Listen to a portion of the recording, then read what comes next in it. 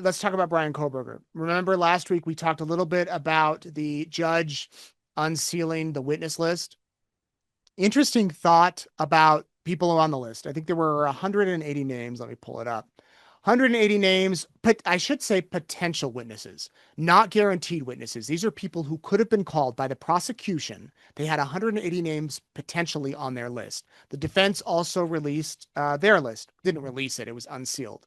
Here's what we know about who was on the prosecution list. The main one that stuck out, Brian Koberger's sister, Amanda, for the prosecution. This is Amanda when she was leaving court on July 23rd, the day that Koberger was sentenced. And she would have been called to testify, perhaps, in her brother's murder trial. She was the only immediate family member of the Koberger family on that list. And it would have been interesting to see what she would have had to say. Latah County Prosecutor Bill Thompson told me, you remember in our interview a few months ago, that he said he doesn't believe, he said publicly that he doesn't believe that the Koberger family helped Brian in any way.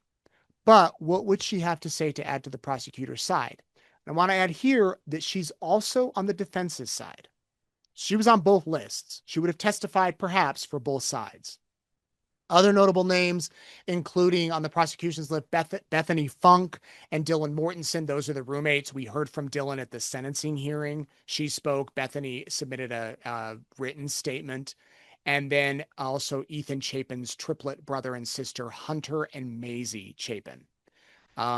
They were the only two immediate family members of any of the victims who were set to testify, probably because they had both been at the scene on the morning that the victims were discovered.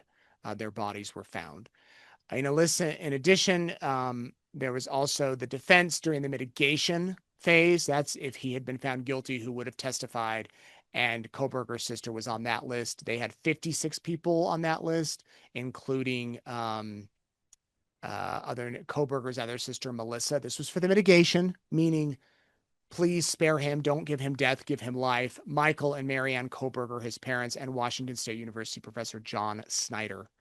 Koberger worked as his teaching assistant at Washington State University. Koberger was not on the list per se, but they still could have called him.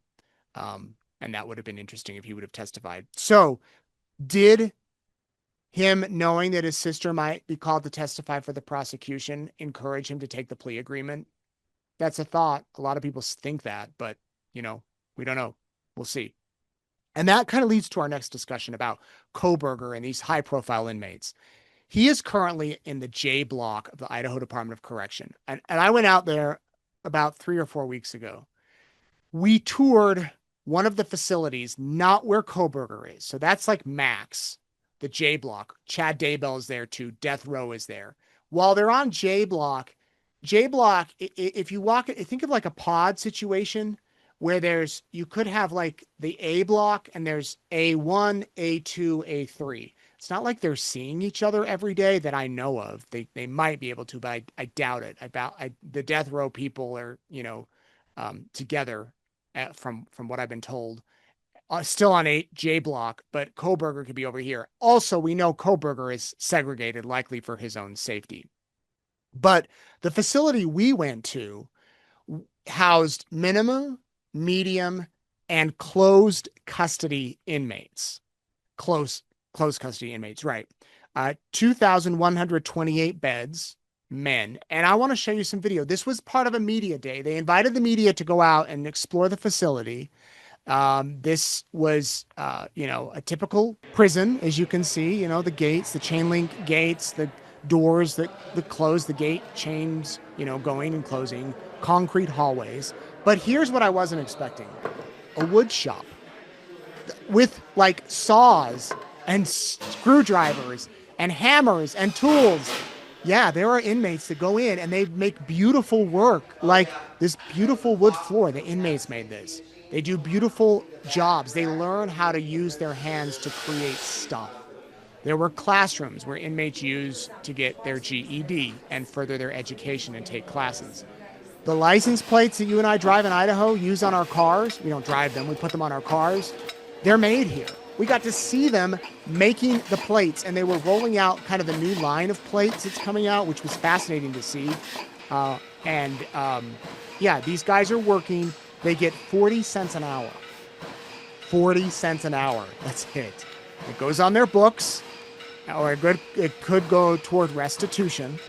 There were gardens, beautiful gardens. I mean, look at these. Volunteers come in and help run them. There were workout rooms, outdoor rec areas, and other parts of the prison. I think that when a lot of us think about prisons, we think about inmates that are just hanging out in their cells all day watching TV. And sure, there are some that do that. The vast majority we saw, though, were out and about, like talking with their other inmates and playing cards and doing classes and learning. In fact, we had as tour guides with the prison officials, we had two inmates, one who's serving time for murder and one who attacked, his wife was having an affair. He attacked the guy that she was having the affair with, and now he's in prison. Most clean-cut guy you'd ever meet, most soft-spoken, kind guy you'd ever meet. Not a typical person that you'd think would be like, oh, this is a dangerous inmate. Now, there of course, there are those type of people in prison. I don't want to paint it with like a rose-colored brush and be like, oh, it was perfect, because it's not. It's prison. But I think sometimes if we open our minds a little, we can see other things that are happening there in the prison. We did get to go into the minimum security pod. They walked us right into one of where the inmates are just hanging out. We got to go in one of their cells, and it kind of felt like a dorm room in a college in a way. I mean, dorm rooms, you have more space and you actually get like a nice sink, and you don't have a toilet that's right by your face when you're lying down for sleep. But they had it kind of decorated with stuff they bought off of commissary, and they had pictures on the wall and things like that. And then we went into the the medium security, and the gentlemen in there, the inmates were very nice, talkative, and just, they of course swarmed around us because there were some reporters, female reporters who were with us, who were pretty ladies that the guys, came over to talk. We did not go into the closed custody units because you can tell why it's closed custody. When we walked in there, one of the guys freaked out and was like, "What are you doing? We're not zoo animals." Those are the more high risk guys. And we quickly walked through, not into the pod, but around the pod areas. What they have is in the center, there's like the control panel.